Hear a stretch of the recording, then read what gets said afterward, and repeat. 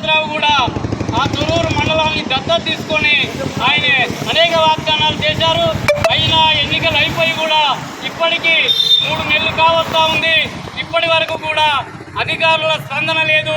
అక్కడ ఉన్నటువంటి ఎమ్మెల్యే, అక్కడ దత్తత తీసుకున్నటువంటి గౌరవ మంత్రి శ్రీనివాసరెడ్డి గారికి కూడా దాని పట్ల స్పందన లేదు. దాన్ని వెంటనే అర్హులైన పేదల్ని గుర్తించి దానికి సంబంధితమైనటువంటి అధికారులను తీసుకొచ్చి ఆ అర్హులైన పేదలకు ఆ ఇల్లు ఇవ్వాలని సిపిఎం పార్టీగా మేము డిమాండ్ చేస్తూ ఉన్నాం. ఒకవేళ ఇది జరగకపోతే ఇంకా దశల వారీగా పోరాటాలు చేస్తామని కూడా ఈ సందర్భంగా మేము చెప్తా ఉన్నాం. డబుల్ బెడ్రూమ్ ఇళ్లను కంప్లీట్ చేసింది, కానీ అవి పంచడంలో ఆ ప్రభుత్వం జాప్యం చేసింది. ఇప్పుడు వచ్చినటువంటి ప్రభుత్వం దాదాపు 3 సంవత్సరాలు కావస్తా ఉన్నా కూడా అక్కడ ఉన్నటువంటి డబుల్ బెడ్రూమ్ ఇళ్లను పంచడానికి ఎందుకో సహకరించడం లేదు. వాళ్ళకు పేదల మీద ప్రేమ లేనట్టుగా అనిపిస్తూ ఉన్నది.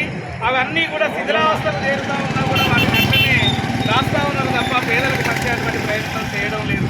మొన్న మున్సిపల్ ఎన్నికల ముందు శ్రీనివాసరెడ్డి గారు కూడా రాష్ట్ర రెవెన్యూ శాఖ మంత్రి గారు కూడా తొర్రూరును పర్యటించి డబుల్ బెడ్రూమ్ల దగ్గరికి వచ్చి మున్సిపల్ ఎన్నికలు అయిపోయిన తెల్లారే నేను ఈ పంపిణీకి ప్రయత్నం చేస్తాం, ఖచ్చితంగా పంచుతామని హామీ ఇచ్చింది. కానీ ఎన్నికలు అయిపోయినాక దత్తత తీసుకున్నటువంటి రెవెన్యూ శాఖ మంత్రి తొర్రూరు మున్సిపాలిటీని దత్తత తీసుకుంటామని చెప్పిండు. కానీ దత్తత తీసుకుంటా అన్నటువంటి మంత్రి ఇంతవరకు జాడలేడు. రెవెన్యూ మంత్రి అసలు ఉన్నాడా ఈ రాష్ట్రంలో లేడా అనేటట్టుగా ఉంది. మరి దత్తత తీసుకోవడం అంటే ఏదో ఆ రోజు హామీ ఇచ్చిపోవడం కాదు, వాటిని నిర్మాణం పూర్తి చేయాలి, ఇంకేమైనా అసంపూర్తిగా ఉన్నటువంటి పనులను పూర్తి చేయాలని సిపిఎం పార్టీగా డిమాండ్ చేస్తాను. సిపిఎం పార్టీగా గత 10 నెలలుగా పోరాటం చేస్తే పార్టీ నాయకులందరినీ కూడా అక్రమంగా కేసులు పెట్టి జైలుకు దూరారు. అయినా కూడా పేదల మీద కనికరం లేదు. ఇప్పటి వరకు కూడా అక్కడ నియోజకవర్గంలో ఉన్న ఎమ్మెల్యే విజయశ్రీరెడ్డి గారు కావచ్చు, అదేవిధంగా వాళ్ళంతా పాలకుర్తి నియోజకవర్గ ఇన్ఛార్జ్ ఝాన్సీ రెడ్డి గారు కూడా ఈ పేదల గురించి ఆలోచించేటువంటి పని లేకుండా విదేశాలు పట్టుకొని తిరుగుతూ ఉన్నారు. వాళ్ళకి అవి ముఖ్యమైనవి తప్ప ఇక్కడ పేదల ప్రజా సమస్యలు ముఖ్యం కాలేదు. మరి ఇలాంటి వాళ్ళు ఎమ్మెల్యేలుగా అదేవిధంగా ప్రజాప్రతినిధులుగా ఎందుకు వచ్చారు? పేదలకు న్యాయం చేయడానికి వచ్చారా, లేకపోతే ఎందుకు వచ్చారని సిపిఎం పార్టీగా ప్రశ్నిస్తూ ఉన్నాం.